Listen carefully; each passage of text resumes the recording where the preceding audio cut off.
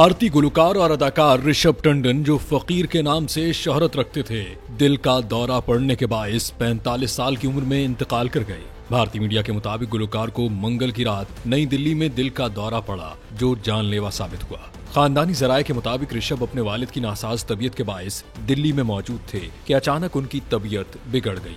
ऋषभ टंडन ने कम उम्र में ही मूसीकी की दुनिया में अपनी पहचान बनाई थी। उनका अंदाज़े गायकी और सूफियाना तर्ज मूसीकी नौजवानों में बेहद मकबूल था। उनके इंतकाल की खबर ने भारतीय शोबिज इंडस्ट्री और मद्दाहों को गहरे गम में मुब्तला कर दिया है। गुलकार के इंस्टाग्राम अकाउंट पर उनकी आखिरी पोस्ट सिर्फ 11 दिन पुरानी है। अहले खाना ने मद्दाहों और मीडिया से इस मुश्किल वक्त में प्राइवेसी की दरखास्त की है।